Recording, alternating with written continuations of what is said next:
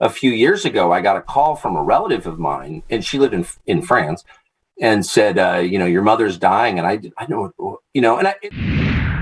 Did you know that the well-known American journalist Tucker Carlson was abandoned by his mother when he was just a child? It's a detail many people don't know. And when they hear it, they are genuinely shocked, especially because despite growing up with that level of dysfunction and emotional rupture, Carlson went on to build a remarkably stable life, a long-lasting marriage, a successful career, and 4 children. Naturally, this raises an uncomfortable but important question. How does someone who comes from such a broken beginning end up so successful? In this clip, Tucker reflects on that journey and speaks candidly about how he reacted when he learned of his mother's death. But our mom was not a fan of us and was pretty direct about it. And, that's obviously hurts when you're little, but then I realized you can't control it. You just can't control it. And your mother doesn't like you. Okay, boo-hoo. It sounds really terrible, but it's not sort of up to me how she feels. And so I think in later life, the lesson that I internalized from that was you really can't control how other people feel. And so you just kind of have to be happy with who you are. And really, I got married at 22 and had 4 kids.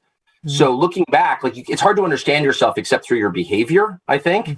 That's, what you're really like, that's how it manifests itself. And I just had this drive to have a really close, normal, happy family, dinner together.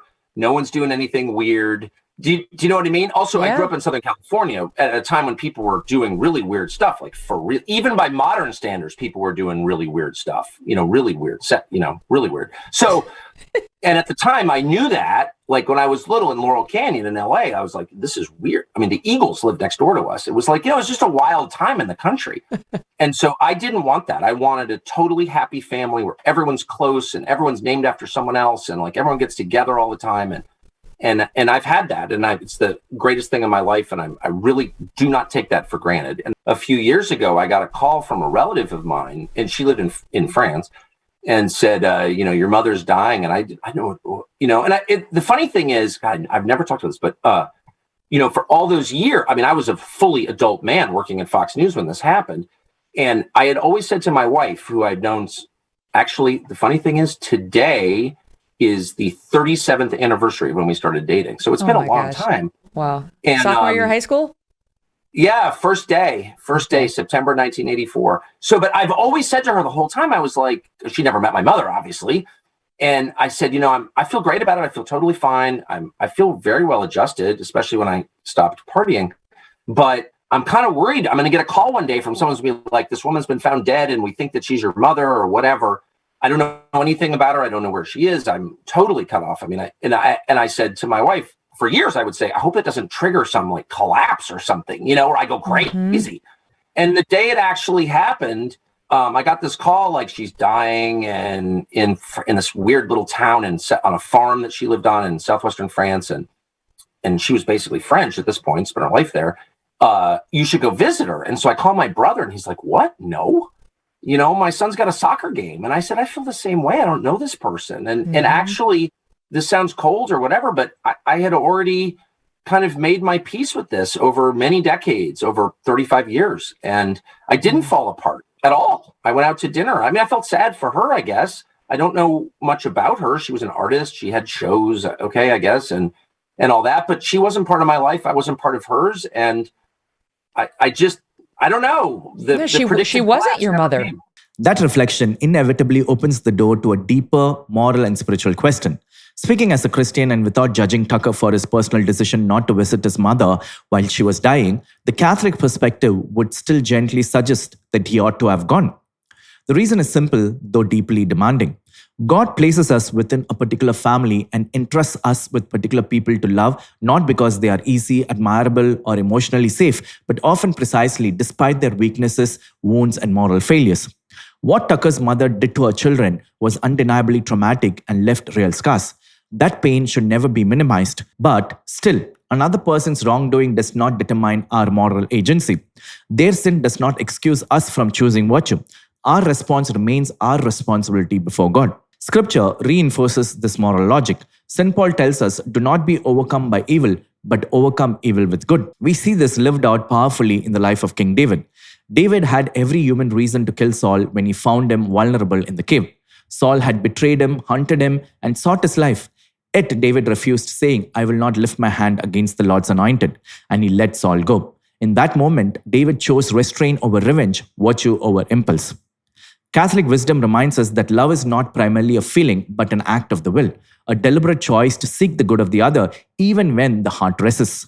This principle comes into sharper focus in the next clip, where Bishop Barron shares his own experience of loving a family member and how he chose a virtuous response rather than a purely emotional or reactive one. Let's listen.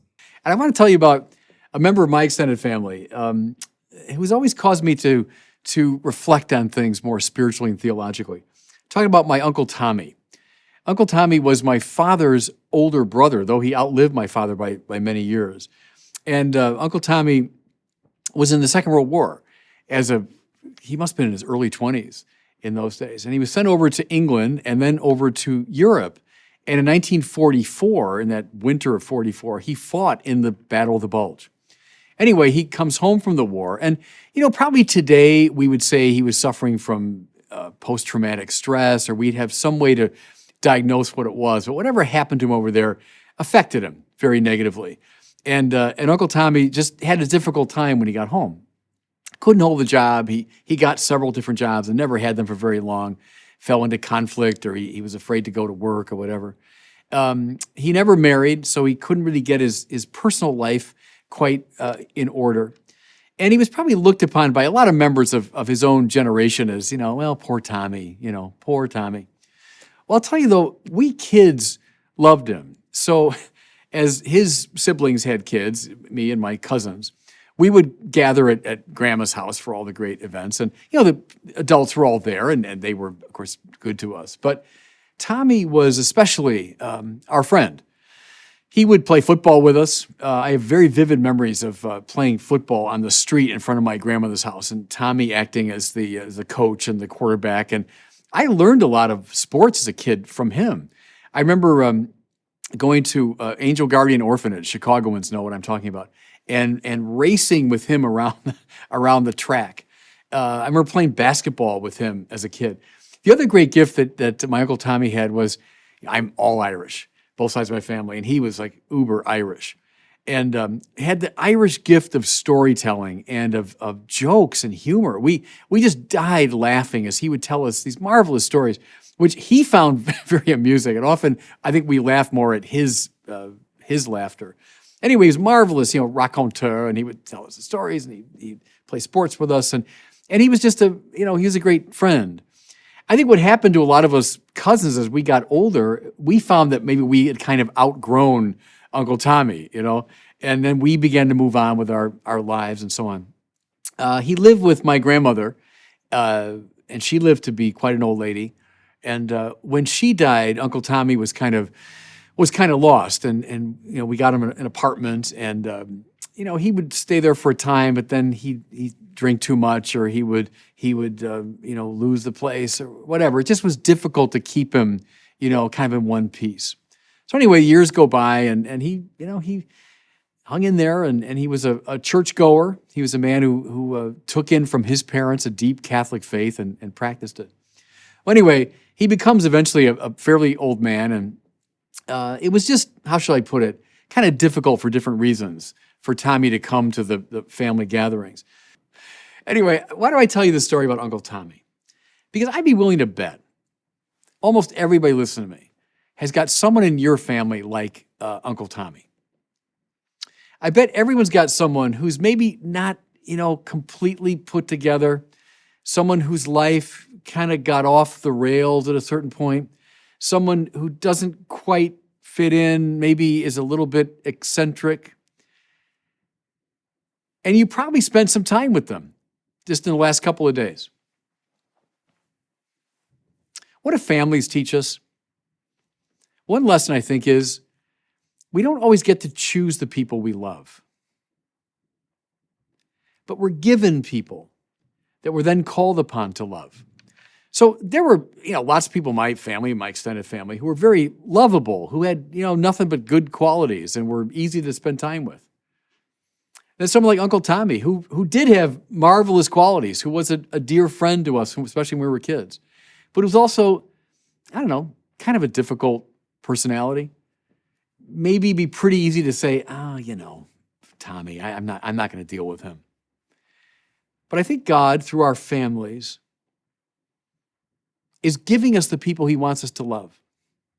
And part of what makes our families holy is that we have this capacity, that we cultivate this capacity to love not just the people that we like, that we have chosen to be with, but the people whom God has given us to love. Here's something else, and I think a second spiritual lesson I'll take from the Uncle Tommy story. So our family had this kind of wonderful, quirky, eccentric figure, Uncle Tommy, part of our extended family. When the Word became flesh, when God became human, God entered into a family. Now, I mean, the Blessed Mother and Saint Joseph, two of the greatest, most sublime saints in our entire tradition. Yes, they were the most intimate members of his immediate family. Do you ever wonder, though, what were the Virgin Mary's cousins like? What were her second cousins like? I'd be willing to bet there were some eccentric figures among those people. The Blessed Mother, I mean, of course, but her second and third cousins, the people that might show up at family gatherings, I bet there were a few, odd, quirky figures. How about Joseph's side of the family? Did Joseph have an eccentric uncle or a great uncle or a cousin or a nephew? Did Jesus have cousins who were maybe a little bit difficult to be with? They didn't quite know what to do with them? Yeah.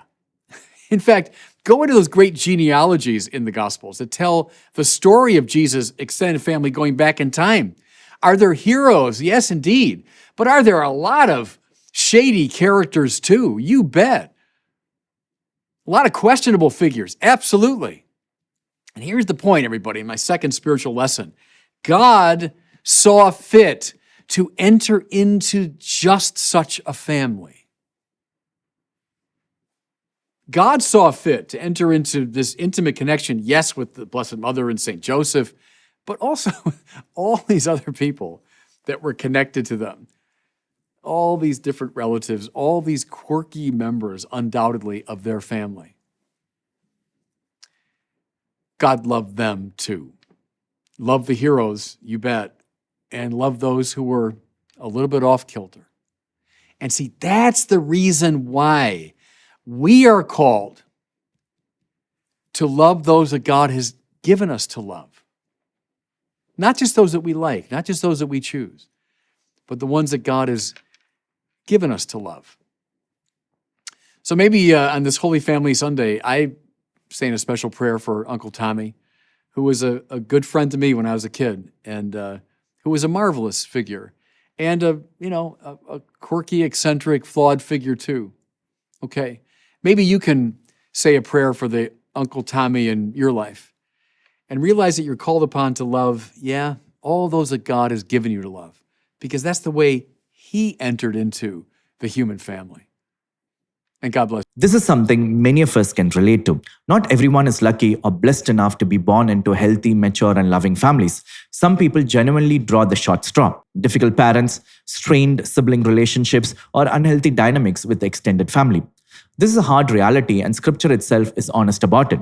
Jesus says a man's enemies will be those of his own household, which means the Bible is not naive about family dysfunction. And yet, there is a deeper truth we cannot ignore. God places us in a particular family for a reason. As Catholic wisdom reminds us, we do not choose our family, we are given one. And we are given this family not because it is perfect, but because it is the place where we are called to learn love, patience, forgiveness, and holiness. As St. Paul writes, in all things God works for good for those who love Him. Even wounded families can become places of grace, though very often that grace comes through suffering. At the same time, balance is essential. Loving our family does not mean tolerating abuse. Christianity does not call us to be passive victims. Even Jesus did not allow violence or disorder to continue unchecked. There were moments when He withdrew, set boundaries, or walked away. Scripture is realistic and clear. If possible, so far as it depends on you, live peaceably with all. That phrase matters, if possible, because peace is not always possible when someone repeatedly causes harm. So if we know that a particular family member, when invited into a shared space, will inevitably create conflict and destroy the peace of everyone present, prudence demands wisdom. The Catechism teaches that charity must be guided by reason and truth, not sentimentality. Sometimes love looks like meeting someone privately, setting firm limits, or creating distance rather than forcing situations we already know will end badly. Love does not mean enabling dysfunction. Love does not mean observing abuse. As St. Thomas Aquinas reminds us, love is an act of the will, to will the good of the other, and sometimes the good of the other and the good of the wider family requires boundaries. So yes, as Christians, we are commanded to love everyone, even the most difficult people in our families, but we are not commanded to surrender our dignity or endure abuse. Christian love must always be held together with truth, prudence, and wisdom. I hope this video was helpful. Let me know your thoughts in the comment section. God bless you.